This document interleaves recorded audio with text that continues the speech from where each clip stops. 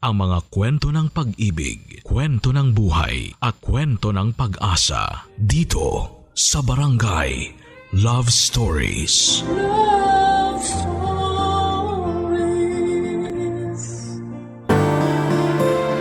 Ang kaakibat ng pagmamahal ng buo at totoo ay ang posibilidad ng sakit na hindi biro.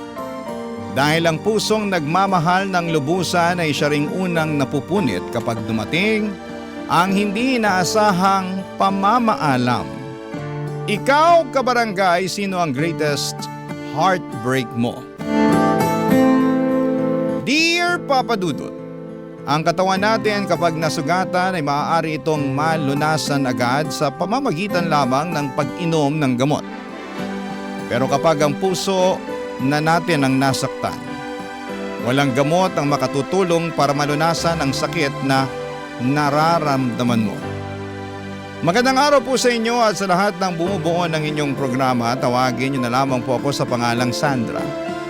35 years old at isang accounting assistant. 14 anyos lamang ako noong una kong naranasan ang tinatawag nilang puppy love. Taong 2004, second year high school lamang ako noong nagkaroon ako ng atraksyon sa fourth year high school student na si Lance. Hindi naman talaga siya yung tipo ng pang-campus crush na level. Sa katunayan ay wala ngang masyadong nagkakagusto sa kanya noon dahil tipikal lang ang itsura nito. Pero naakit ako sa kanya dahil sa napaka-makulay nitong personalidad. Una ko siyang nakilala noong nagkaroon ng school congress sa paaralan namin kung saan ay ilang piling mag-aaral mula sa iba't ibang eskwelahan ang nagsama-sama para sa 3 araw na pagtitipon. Kaming dalawa ni Lance ang napiling kumatawan sa naganap na school pageant at doon mismo nabuo ang paghanga ko sa kanya. Simula noon tuwing nakikita ko siya sa eskwelahan ay nag-iiba ang kabog ng dibdib ko na para bang kinikilig ako, Papa Dudut.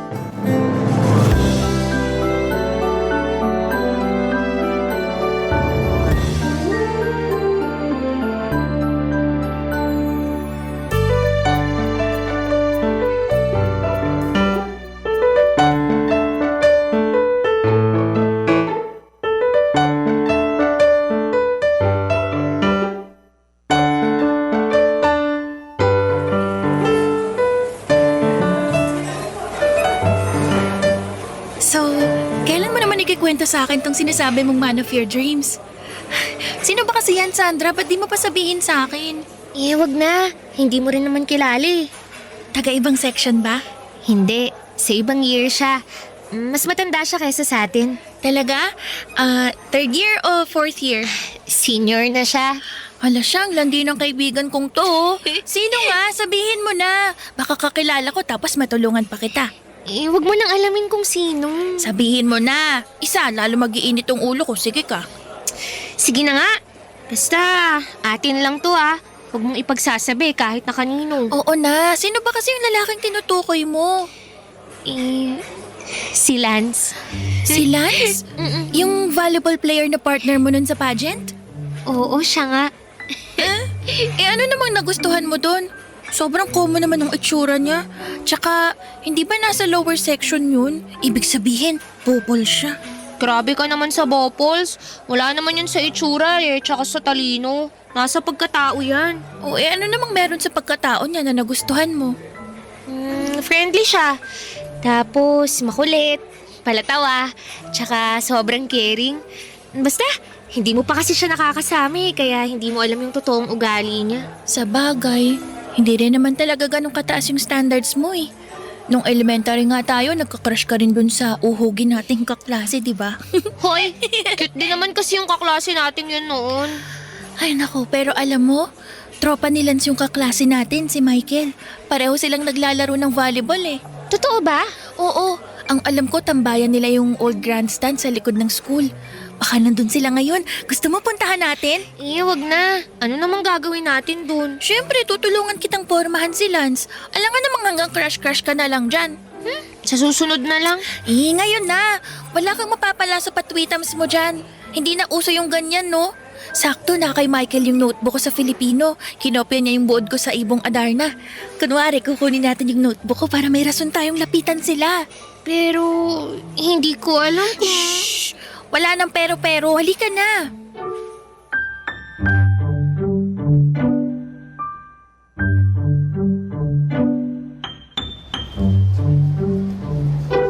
Emma, wag na kasi. Halika Nakakahiya. na. Ito na yung chance mo para mapalapit sa crush mo. Sa susunod na lang. Malapit nang mag-time mo. Ano ka ba? May 15 minutes pa. Huwag kang ano dyan. Nandito na tayo kaya bawal nang umatras. Ay, ayun sila oh. Sabi na nandito sila nakatambay eh. Sino ba yung Lance dyan? Yung matangkad na nakabukas ng botones ng polo. Oh, in fairness naman, may itsura kahit konti. Pwede na yan. Halika na. Sandali lang, Emma. Sandali lang naman. Oh, ano? Bakit? Check mo muna kung maayos tong itsura ko. Baka mamaya hulas na pala ako. Ay naku, matagal ka ng hulas. Hindi mo na maayos yung problema mong yan. Halika na. Ay, naku, paalis na sila. Ang bagal mo kasi. Lance! Lance, sandali lang!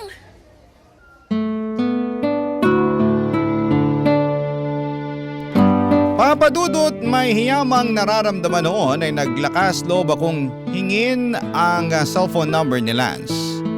Tinext ko siya kinagabihan at nagulat ako dahil mas mabilis pa sa 4:00 noong nireplyan niya ako na parabang matagal na niya akong inaantay na mag-text sa kanya. Sa mga sumunod na araw ay mas napalapit pa kami sa isa't isa hanggang sa napasama na kami ng kaibigan kong si Emma sa grupo nila Lance. Hindi naglaon ay naging kami rin ni Lance, Papa Dudut. First time ko lang pumasok sa isang relasyon noon kaya nung una ay natakot akong sagutin siya dahil baka magalit ang mga magulang ko kapag nalaman nilang may boyfriend na ako. Simula noon ay araw-araw pagkatapos ng klase namin ay lagi ko siyang nakikitang nagaantay sa labas ng classroom namin.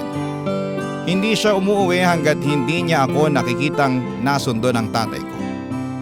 Super supportive din siya sa mga extracurricular activities na sinasalihan ko na kahit malayo ay tinitiyak niyang nasasamahan niya ako. Ang relasyon namin ni Lance ang bumuo sa high school life ko.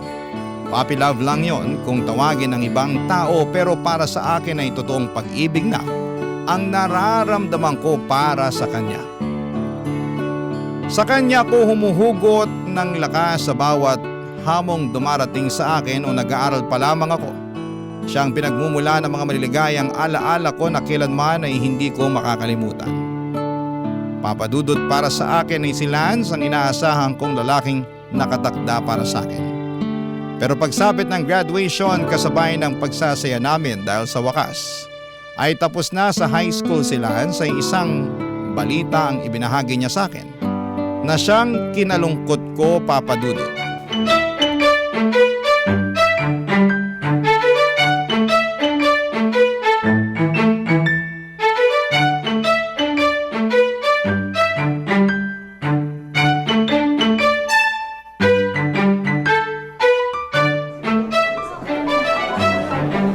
Sandra!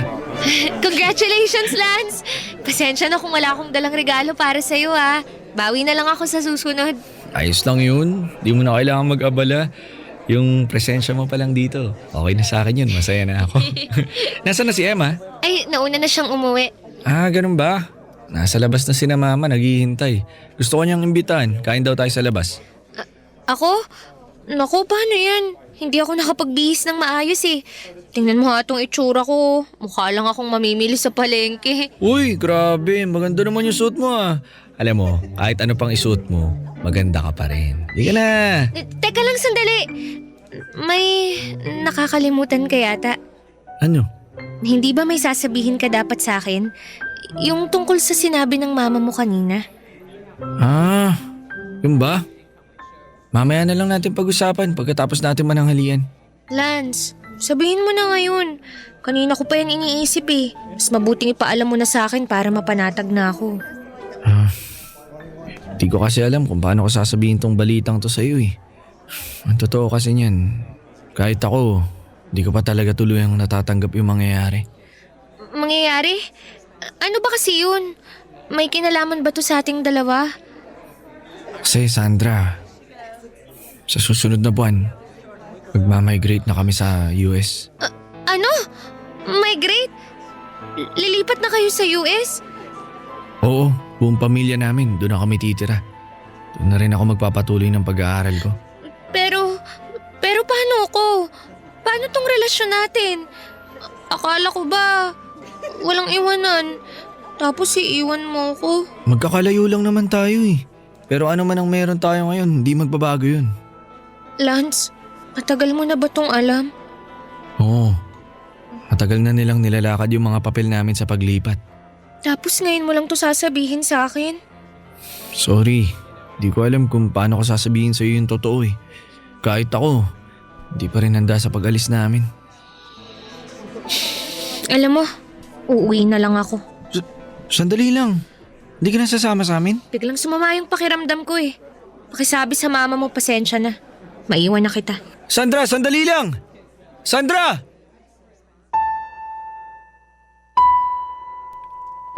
Papadudot, nagtampo ako noong nalaman kong lilipat na sa Amerika ang buong pamilya ni Lance. Hindi dahil huli ko nang nalaman ang pag-alis nila, kundi dahil sa kaalamang magkakalayo na kami ni Lance. Masyado na ako nasanay sa presensya niya na kung ilalayo siya sa akin ay parabang hindi ko kakayanin na hindi ko siya makita, makausap at mahagka ng personal. Pero sa huli wala rin kaming nagawa at gustuhin man naming magsamang dalawa ay kailangang sundin ni Lance ang pamilya niya. Sa mga sumunod na buwan ay halos araw-araw na ako nakatambay noon sa bahay nila Lance. Dahil doon ay mas naging close ko pa ang mga magulang niya, pati na rin ang nakababata niyang kapatid. Kung saan sila nagpupunta noon ay sinisiguro nilang kasama nila ako.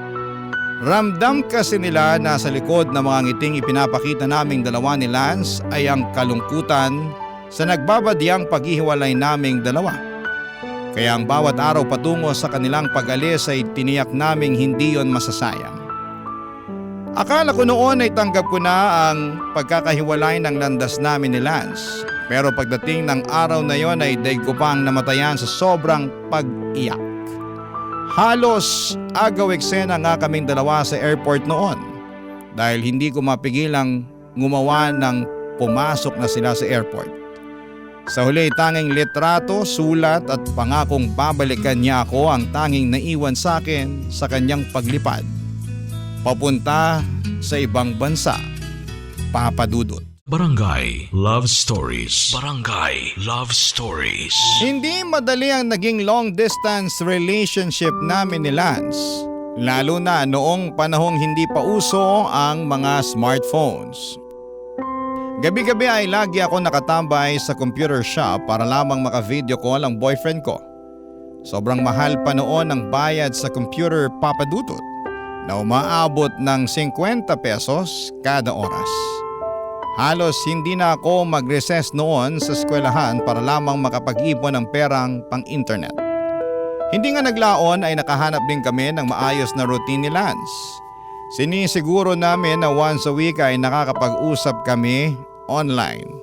Pati na rin sa mga importanteng okasyon ay lagi kaming nagtatawagan para mapanatili naming mainit ang relasyon namin.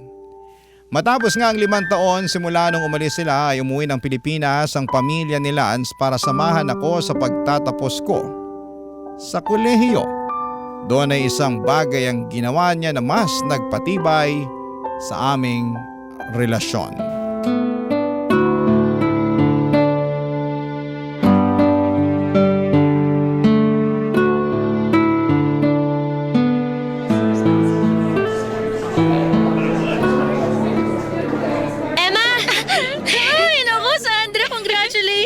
Congratulations din sa'yo, sis! Sa wakas graduate na tayo. Naku, mas congratulations sa'yo dahil ang haba-haba ng hair mo. Ha? Bakit? Basta, sama ka sa akin. May nag-aantay sa'yo sa labas. Sino naman? Basta, sandali, pahiram ako ng panyo mo. Teka, ano bang ginagawa mo? Kailangan mo ng piring sa mata para mas ma-surprise ka. Hawak ka lang sa akin, dali. Sundan mo ako, ha?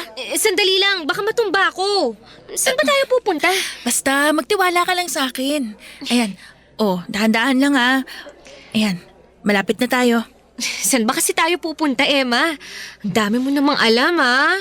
Basta, wait lang. Nandito na tayo, oh. Konti na lang. Hakbang. Ayan. Kailangan nating lumayo sa mga tao para walang masyadong umepal sa eksena nyo. Eksena namin, Ninong. Nang bisita mo. Ayan, nandito na tayo. Oh, tatanggalin ko na tong piring, ha? Ready ka na ba? Kanina pa ako ready. Okay. Bibilang ako. 3, 2, 1. Surprise! Lance! Congratulations, love. Kailan ka pa umuwi? Sinong kasama mo? Mag-isa ka lang ba? Oh, one question at a time lang. Mahina ka laban. Ito muna, flowers. Congratulations ulit. Oh, salamat. Oh, paano yan? Maiwan ko na muna kayong dalawa dyan, ha? Makikipagpicturan lang muna ako sa mga kaklase natin doon. Bye-bye! Salamat, Emma. You're welcome. Basta yung chocolate ko, ha? Sige na, babush! Nagulat naman ako. Hindi ko alam na umuwi ka pala. Hindi ko talaga pinalam sa'yo para ma-surprise kita. Si Emma lang yung sinabihan ko. Mag-isa ka lang? Kasama mo ba si tita? Kasama ko buong family ko. Tinaon ko talaga na ngayong buwan yung bakasyon namin para sakto sa graduation mo. Grabe, hindi pa rin ako makapaniwala. Ikaw ba talaga yan, Lance? Oo, ako nga. Sobrang namiss kita, Sandra. Ako rin. Halika nga rito, payakap nga. Ay, parang kagabi lang, magkausap pa tayo sa phone eh. Hindi ko alam na nasa Pinas ka na pala. Galing ko magtago ng secret, no? Ay, masaya na ako ngayong araw dahil nagtapos na ako. Pero hindi ko inakala na mas may isasaya pa pala tong araw na to. Ako na siguro yung pinakamasayang graduate ngayon. Nga pala, may isa pa pala akong regalo sa'yo. Meron pa? Ito. Ano to? Buksan mo. Ha? Tama ba tong nakikita ko? Lansing-sing ba to? Hindi lang basta sing-sing yan. Na. Promise ring to. Natanda sa buong commitment ko sa'yo. Pangako ko naman na natili akong loyal at faithful sa relasyon natin kahit magkalayo pa tayo. Tong sing-sing na to, ito yung magiging paalala na pipiliin natin ang isa't isa kahit anong mangyari. Patunay ito na ang relasyon natin papunta sa tamang direksyon. Lance! Ngayon, Hoy! Bakit ka lumuluhod dyan? Sandra, tinatanggap mo ba ang promise ring na to bilang simbolo na mananatili tayo sa tabi ng isa't isa hanggang sa dulo? Oo naman, Lance. Tinatanggap ko. Susuot ka na ha. Wala nang bawian. Oo, wala nang bawian. Pangako ko sa'yo, tayo hanggang sa dulo.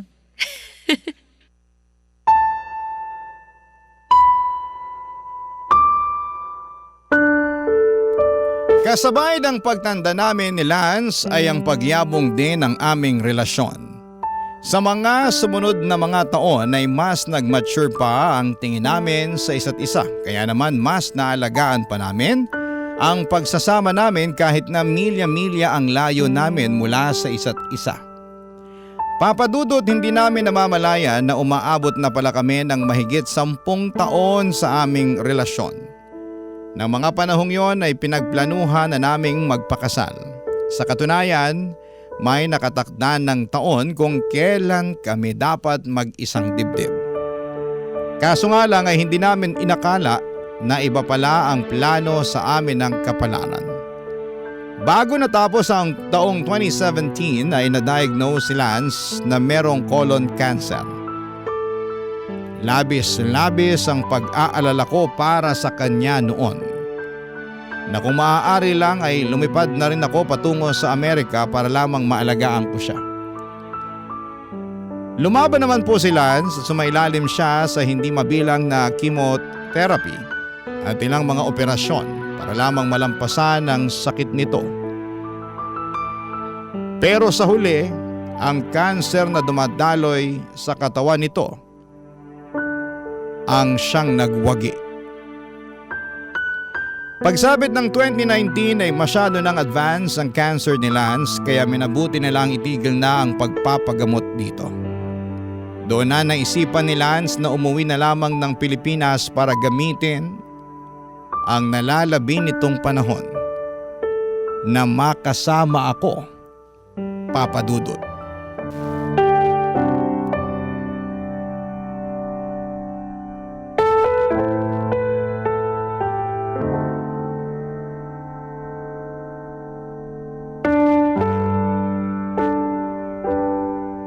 Naaalala mo pa ba tong singsing na ibinigay mo sa akin? Oo naman, ito nga oh. Suot-suot ko pa rin yung sa akin kahit maluwag na. Sabi mo, di ba, sasamahan mo ko hanggang dulo? Nangako ka sa akin na magsasama tayo hanggang sa huli. Pasensya ka na, love. Gustuhin ko man pero parang hanggang dito na lang talaga yung buhay ko eh. Hindi ko naman inasahan na mas mauuna pala akong mawala kaysa sa'yo. Pero mas maganda na yun.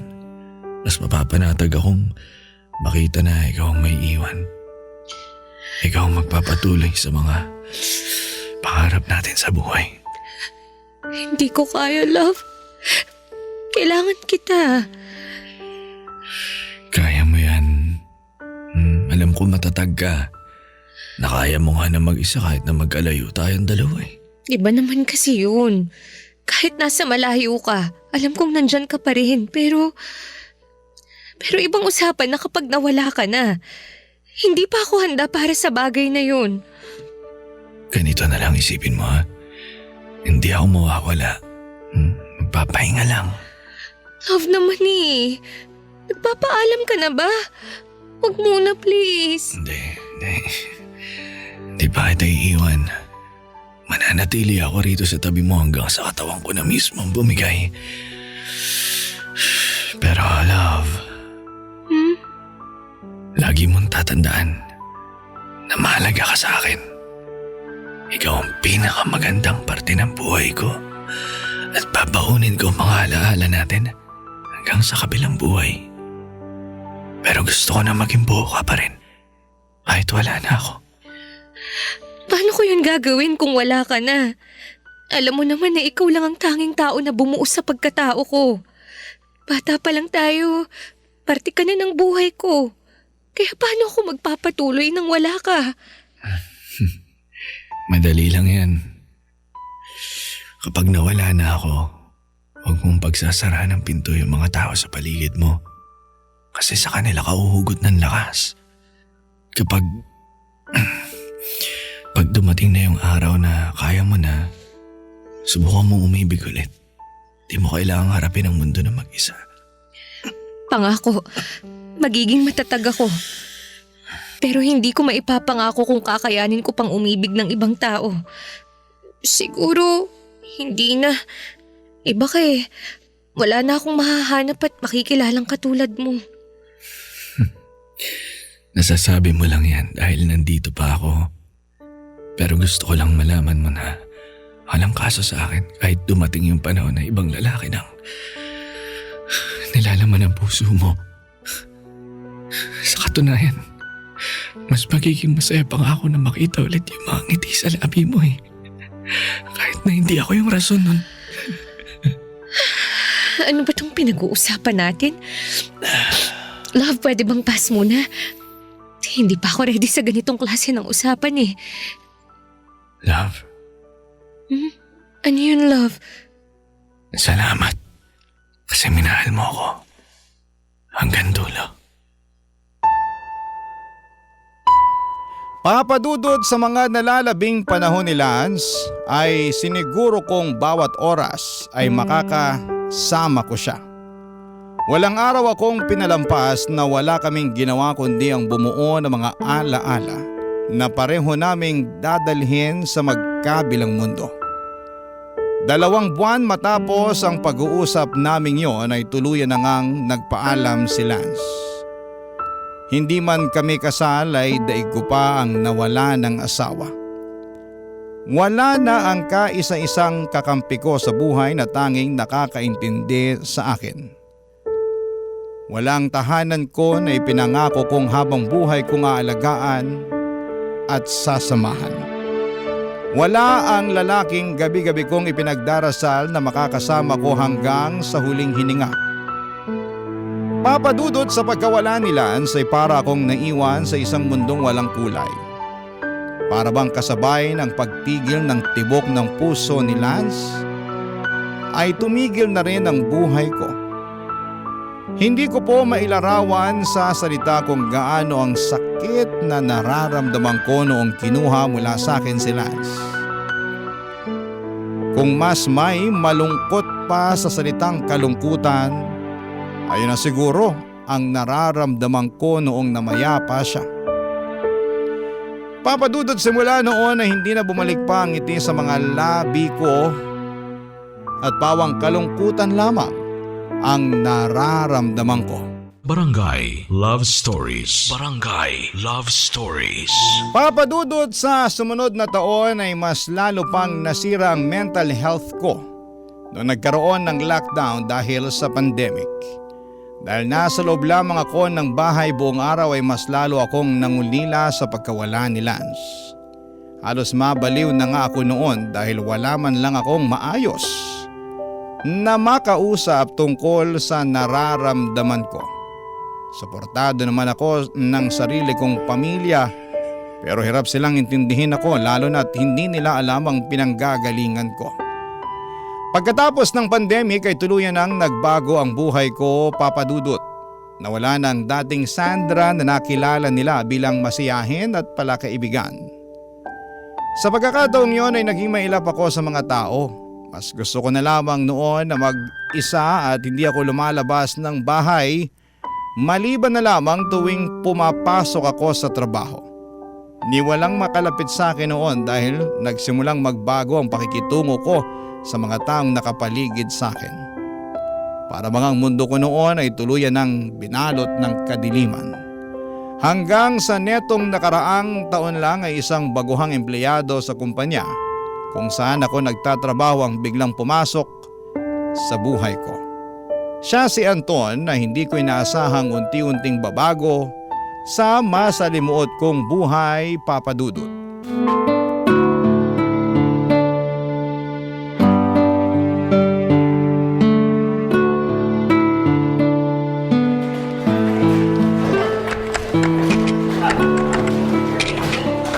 Totoo ba na mataas magbigay ng bonus tong company natin? Kaya kasi ako nag-apply dito kasi malaki daw sila magbigay ng bonus eh. Makakakuha na kaya ako agad nun kahit bago pa lang ako dito? Akala ko ba hindi mo ako aabalahin? Pasensya ka na. Kausap ko lang yung sarili ko. Huwag mo na akong pansinin dito. Totoo nga ang chismis na suplada ka. Anong sabi mo? Wala. Ang sabi ko, aantayin ko na lang yung tinatapos mo. Tapos na ako. Antayin mo na to, aayusin ko lang yung mga kailangan mo. Bilis naman. Kala ko makakatambay pa ako dito ng matagal eh. Sa tingin mo, pwede rin kaya mag-request ng bagong aircon sa office namin? Mas malamig pa kasi yung electric fan kaysa sa buga ng aircon namin eh. Okay, nice talking to me. Ito na yung mga kailangan mo. Oo. Okay ka lang? Oo, medyo nahilo lang ako nung bigla akong tumayo. Teka, mainit ka. May sakit ka ba? Gusto mo dalang kita ng gamot? Hindi, wag na. Kunin mo na to para makaalis ka na. Pero sigurado ka bang... Uy! Miss! Miss, okay ka lang ba? Tulong! May tao pa dyan! May nahimatay dito! Tulong!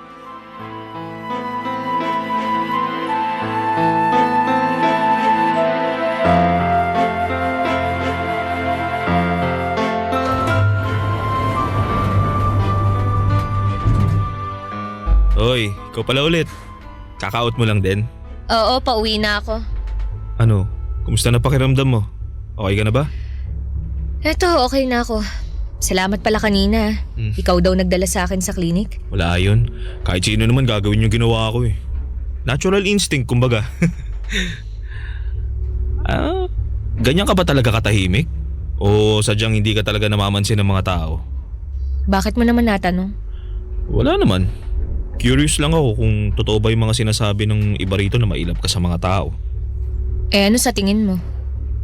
Mukha nga. Hindi ka mahilig sumagot sa mga taong kumakausap sa'yo eh. Kala ko nga introvert ka nung una. Minsan tuwing nagkakasabay tayo sa elevator, binabati kita pero di ka naman namamansin. Inisip ko na lang na baka mahiyain ka. Wala lang talaga akong ganang makipag-usap sa mga tao. Hindi naman sa nangihimasok ako pero ang kwento kasi sa akin, nagsimula ka raw magbago nung namatayan ka? Asawa o boyfriend? Di ko na maalala kung ano yung sinabi. Basta may nawala sa'yo na malapit sa puso mo kaya ka nagkaganyan. Alam mo, mauuna na ako sa'yo. Maiwan na kita. Sandali lang, marami pa akong itatanong sa'yo eh. Miss! Miss!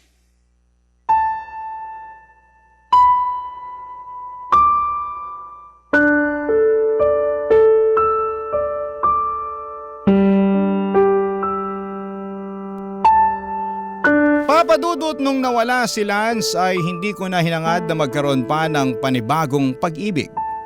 Wala na yon sa mga plano ko sa buhay ko.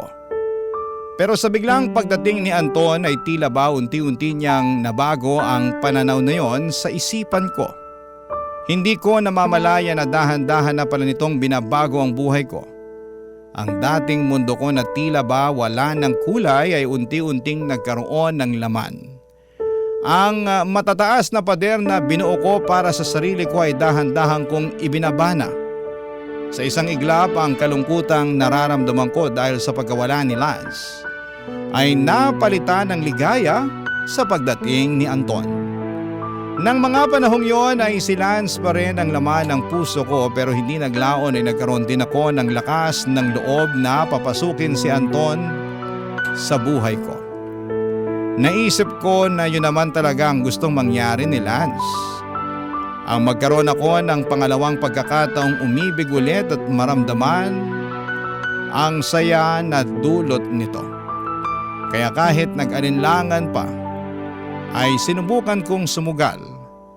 Masakit mang iwan ang nakaraan kasama si Lance ay kinailangan kong harapin ang kinabukasan sa tulong ni Anton, Papadudot.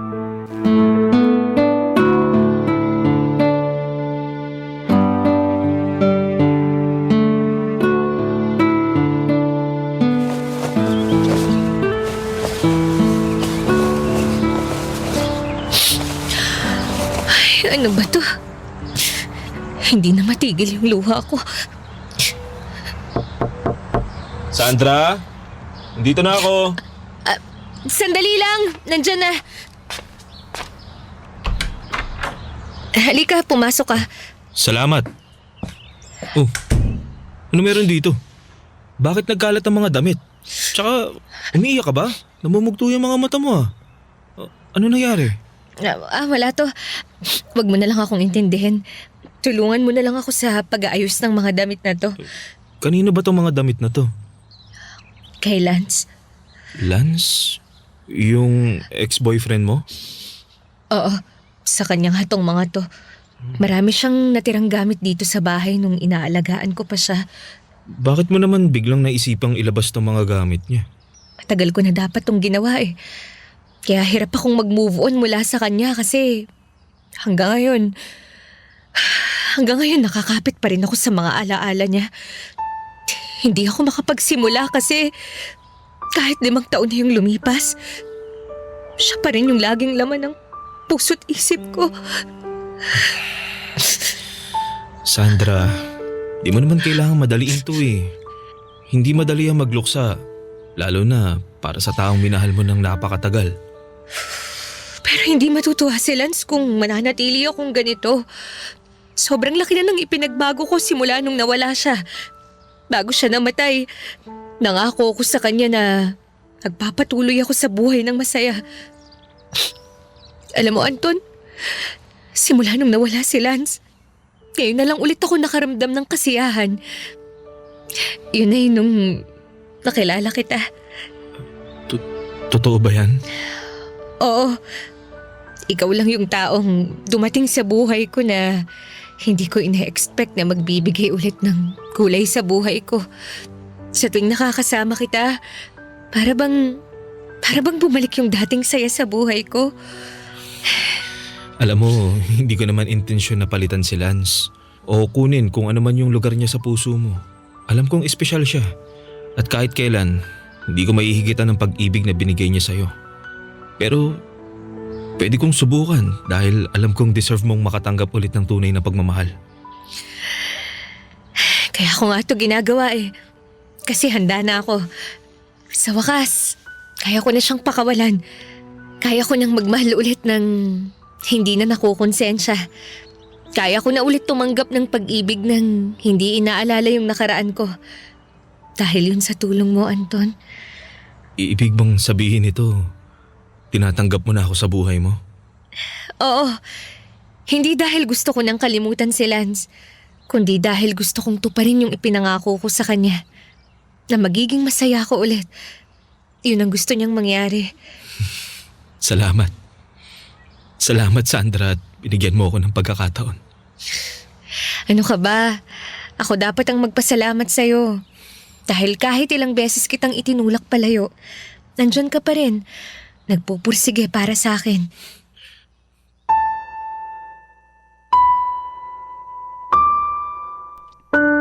Papa Dudut, pinamigay ko na ang lahat ng damit ni Lance na nasa pangangalaga ko. Ang tanging natira sa akin ay ang promise ring na ibinigay niya.